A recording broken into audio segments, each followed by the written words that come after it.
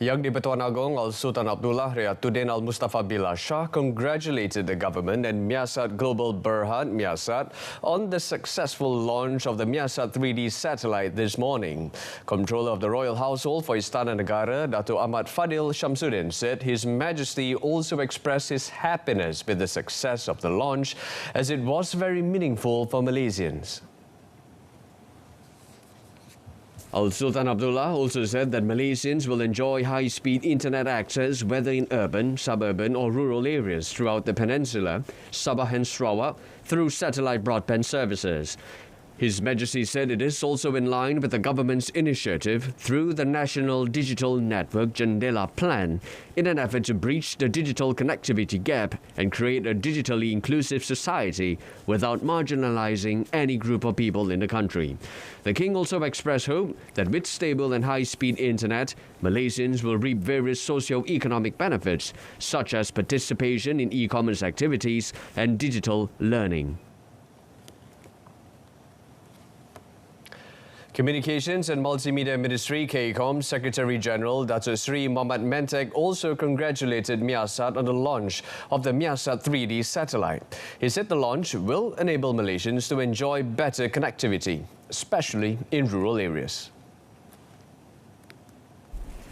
Speaking in a press conference from Kuru, French Guiana, he said with access to high-speed internet throughout the country, all Malaysians will enjoy access to the socio-economic benefits powered by the internet, including engaging in e-commerce activities. So with this more coverage, especially in the rural areas, we can encourage more SME to be onboarding of e-commerce itself.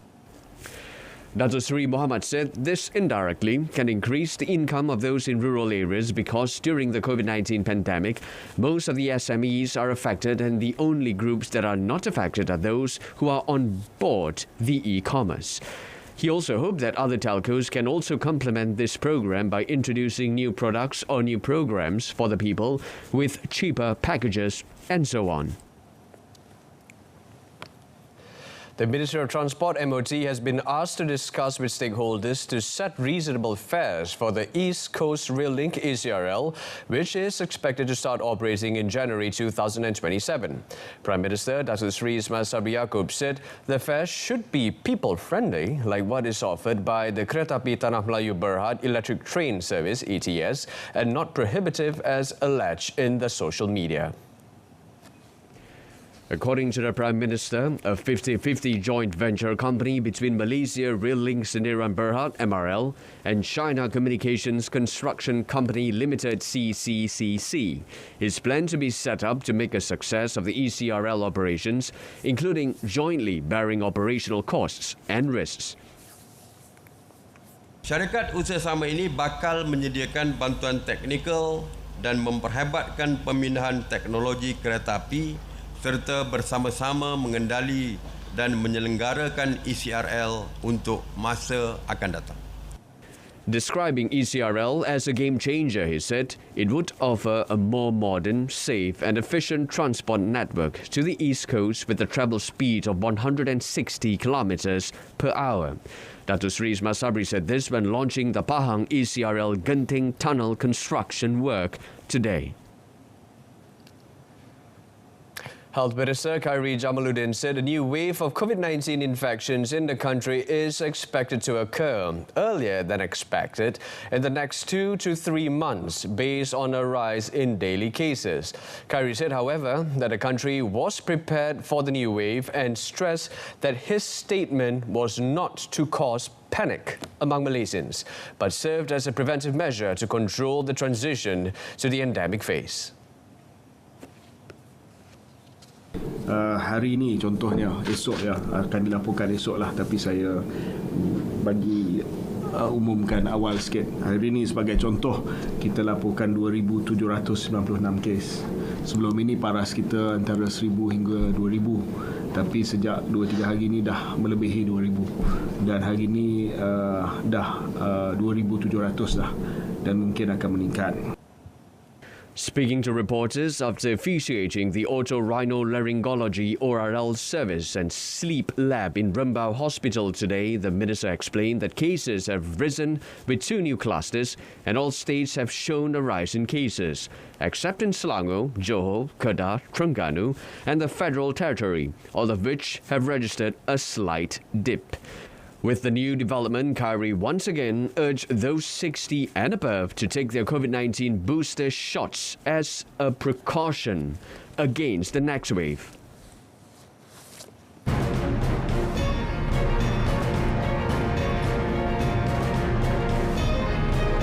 Still to come, TH warned against suspicious Hajj packages. Stay tuned.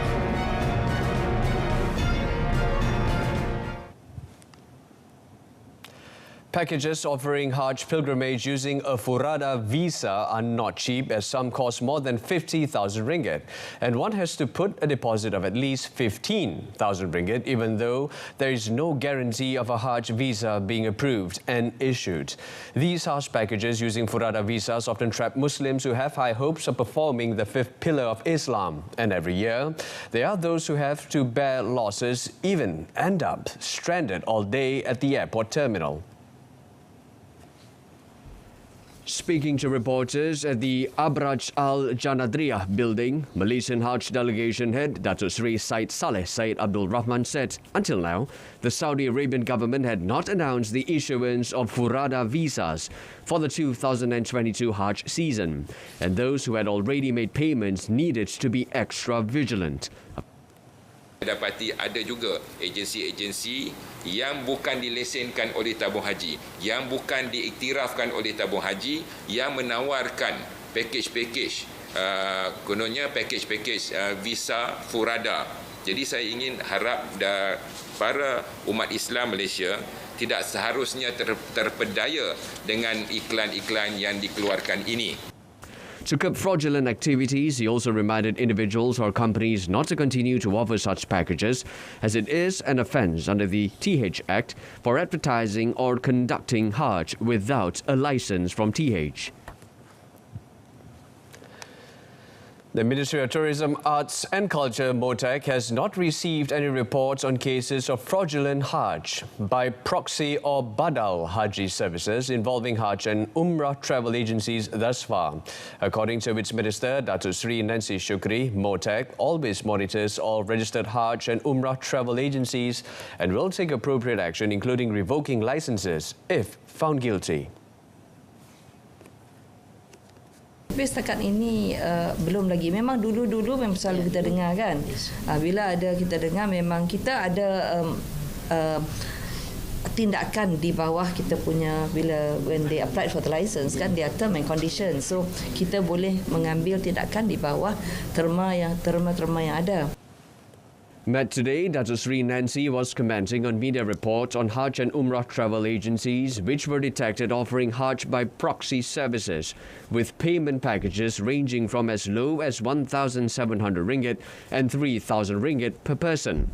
The attractive offer, however, was deemed dubious and did not match some of the rules set by the Saudi Arabian government at this time.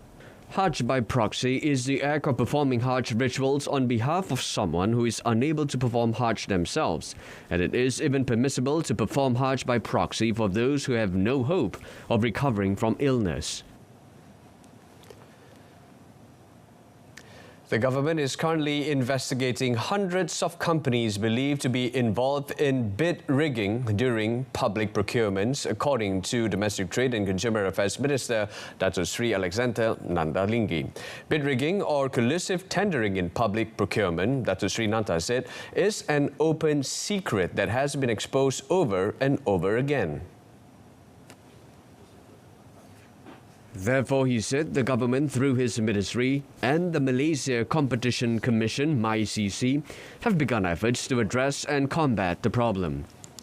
I will not give you any specific figures, okay? Yeah? Because number one, I think the MyCC is still doing their job on this. And then, but there are quite a number of companies in the hundreds. I will leave that specific figures to be informed by MyCC themselves. He said this to reporters at the third MyCC 2022 Competition Law Conference today. The Commission was investigating 20 cases of bid rigging involving 500 companies with tender values of more than 2 billion ringgit. Bid rigging is a fraudulent scheme in procurement auctions resulting in non-competitive bids and can be performed by corrupt officials, firms in an orchestrated act of collusion, or between officials and firms. A total of 125 businesses have been brought to court for selling chickens and eggs beyond the ceiling price in Johor, according to a state exco. Investment Trade and Consumer Affairs Committee Chairman Lee Ting Han said the 10 farmers, 15 suppliers and 100 traders were slapped with compound notices totaling 102,600 ringgit for violating the Price Control and Anti-Profiteering Act 2011. He said they were hauled up following inspections of 4,657 premises by the Domestic Trade and Consumer Affairs Ministry from 5th February until 13 June. Compound notices totaling 2,000 ringgit were issued to 14 business operators for profiteering during the Hari Raya Aidilfitri period and another 3,800 ringgit to 28 offenders during Chinese New Year. Responding to Nur Rashidah Ramli, BN Parit Raja, who asked about the government's efforts and plans in handling price hikes, Lee added that the ministry has 92 personnel tasked with monitoring the prices of essential items. Maklumat tersebut menjadi rujukan kepada kerajaan untuk merangka pelan perancangan serta tindakan yang komprehensif bagi memastikan kestabilan harga dan bekalan barangan di pasaran.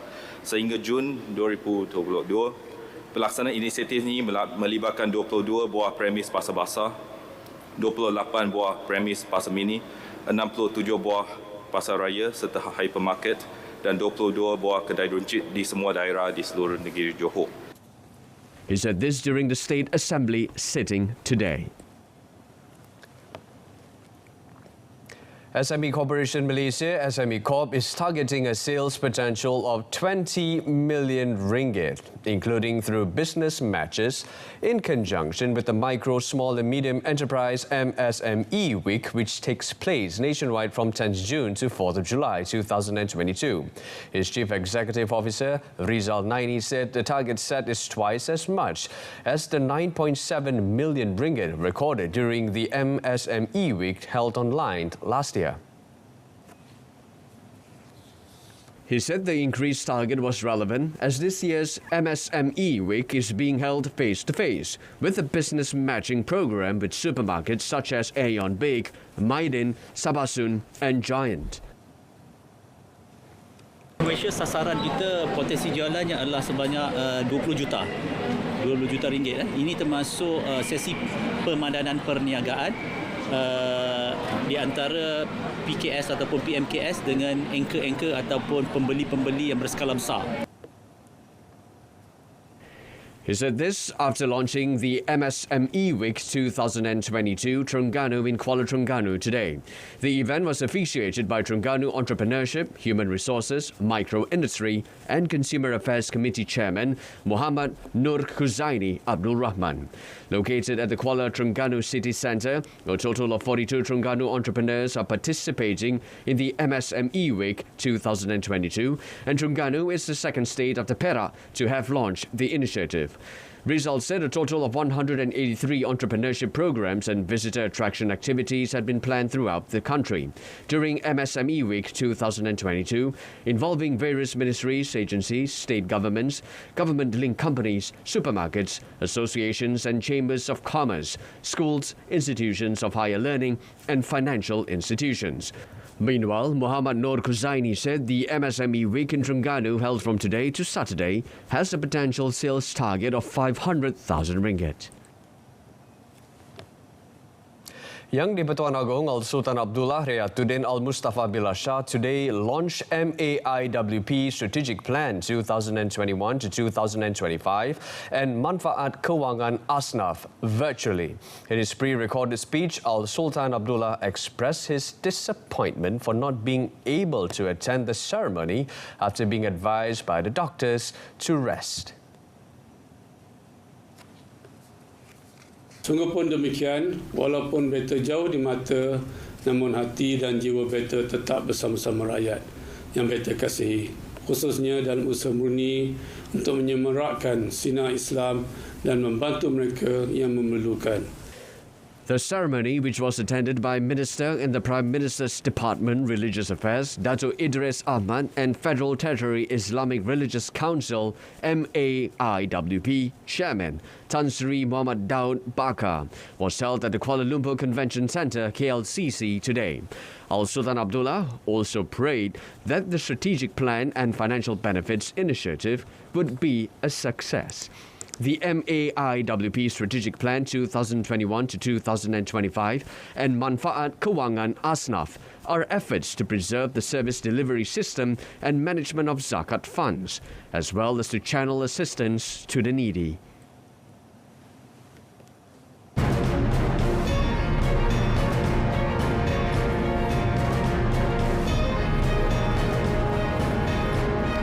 ASEAN urged to step up pressure on Myanmar junta. There and more in the foreign segment.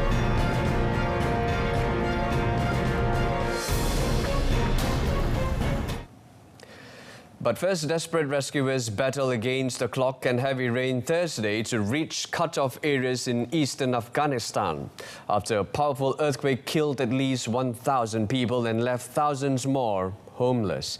Yesterday's 5.9 magnitude quake struck hardest in the rugged east, downing mobile phone towers and power lines while triggering rock and mudslides which blocked mountain roads. The aid-dependent country saw the bulk of its foreign assistance cut off in the wake of the Taliban takeover last August. And even before the earthquake, the United Nations warned of a humanitarian crisis that threatened the entire population. UN Secretary-General Antonio Guterres said the global agency has, quote, fully mobilized to help, deploying health teams and supplies of medicine, food, trauma kits, and emergency shelter to the quake zone. Afghan government spokesman Zabihullah Mujahid tweeted today that 8 flights had landed from Qatar and Iran, while Pakistan had sent trucks carrying tents, medical supplies, and food across the land border. The earthquake struck areas that were already suffering the effects of heavy rain, causing rockfalls and mudslides that wiped out hamlets perched precariously on mountain slopes. The UN humanitarian coordinator for Afghanistan, Ramiz Alakbarov, told reporters nearly 2,000 homes were likely destroyed, a huge number in an area where the average household size is more than 20 people. Record floods were expected in parts of southern China today as heavy rains pushed water levels in the Pearl River Delta to their highest in almost a century. Hundreds of thousands of people have been evacuated from the worst hit parts of the region, which includes Guangdong Province, a manufacturing and logistics hub that is home to China's tech capital, Shenzhen. China's Ministry of Water Resources on Wednesday placed its highest flood alert on the Pearl River Basin, saying water levels at one location, quote, surpassed historical records, and that the provincial capital Guangzhou would be impacted. The low-lying Pearl River Delta is home to the economic powerhouses of Guangzhou and Shenzhen, as well as several smaller but densely populated cities with major manufacturing and other industries. Provincial Emergency Management Authority said earlier this week that direct economic losses were estimated at $253 million. Under the highest alert level, at-risk areas in Guangdong have been ordered to take all necessary measures, including suspending work at factories and closing schools to minimize damage. Southeast Asia's regional bloc must increase pressure on Myanmar's junta or there will be more death and suffering. A UN expert warned today after a long period of stalled diplomacy. Myanmar has been in turmoil and its economy paralyzed since the February 2021 coup that ousted civilian leader Aung San Suu Kyi, who was transferred from house arrest to solitary confinement in prison this week. Efforts by the 10-member Association of Southeast Asian Nations, ASEAN, to bring peace to the country, which is a member of the bloc, have stalled as fighting continues to rage. Last year, they agreed on the so-called, quote, 5-point consensus, which calls for a cessation of violence and constructive dialogue, but the junta has ignored it. Divisions in ASEAN, long criticized as a toothless talking shop, have also complicated attempts to resolve the crisis. Asked about the bloc's efforts, Tom Andrews, the UN Special Rapporteur on the situation of human rights in Myanmar, said that, quote, clearly more needs to be done. Thank you very much, Jackie, and good afternoon, everyone. Is everybody set? The longer we wait, the more inaction that there is. The more people are going to die, the more people are going to suffer. And the people of Myanmar just can't take another year of inaction.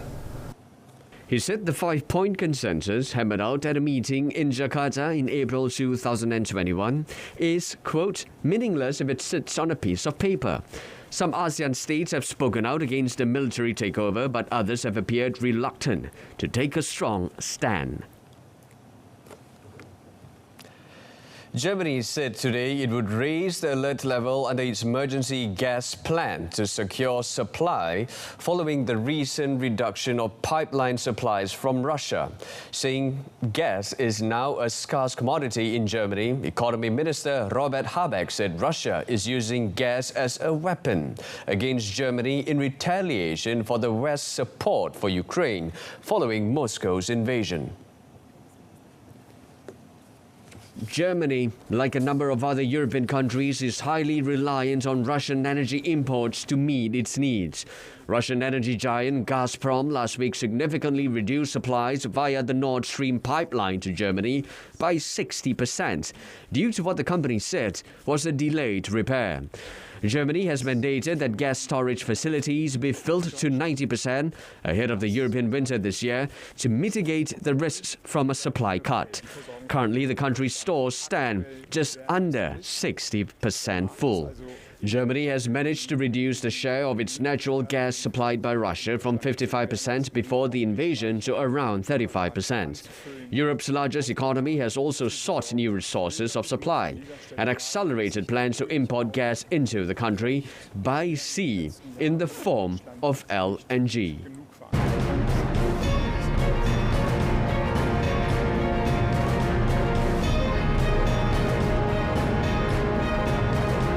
Next in sports, Commonwealth, a platform so young to shine. Stay with us.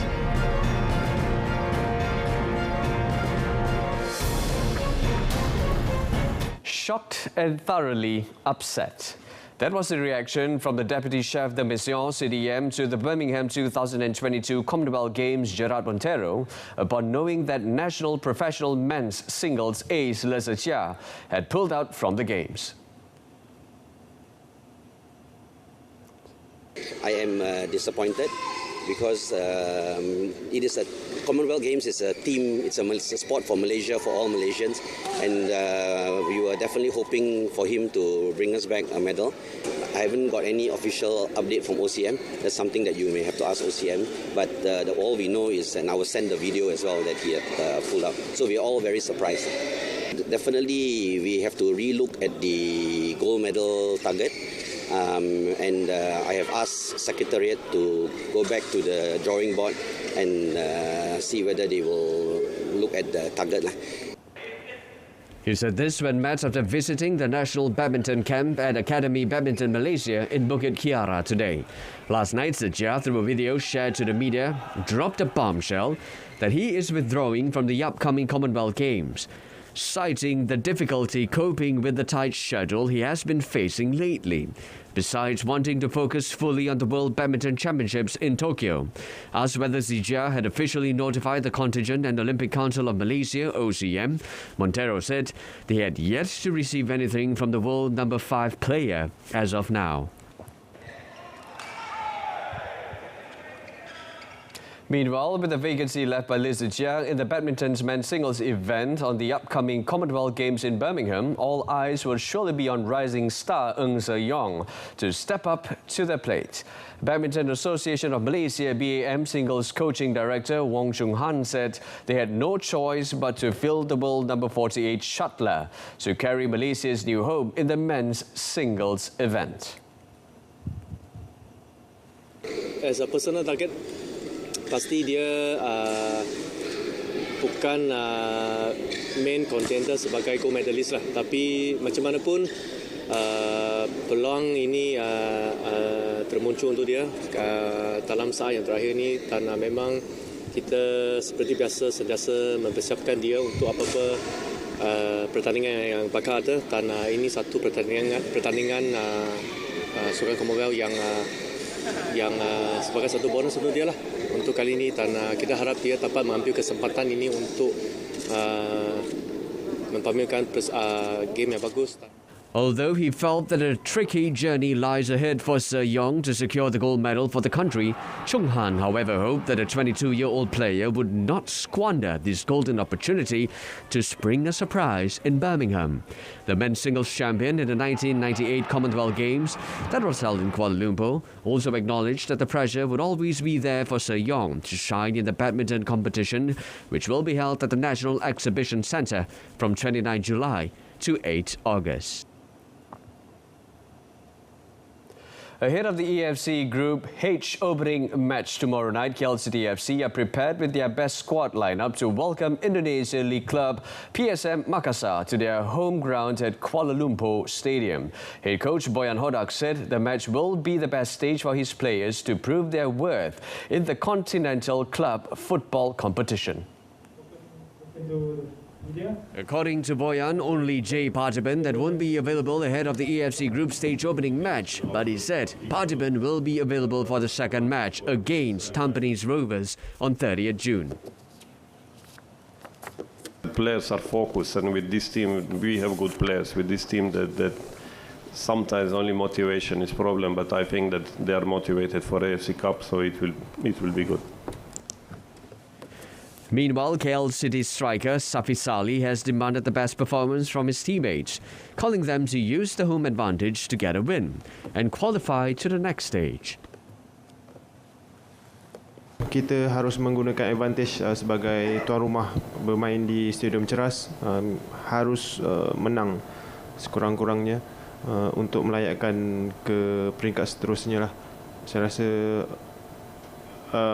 pemain pun tahu bermain di Ceras, kita pun tak nak kalah bermain di gelanggang sendiri lah.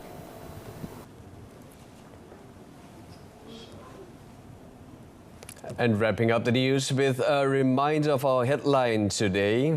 Newly launched Semasa 3D set to improve digital connectivity. Join us for our updates at 12:30 p.m. tomorrow. Till then, it's lights out. I'm Brenda Paul. Stay tuned to Saluran Berita RTM and good night.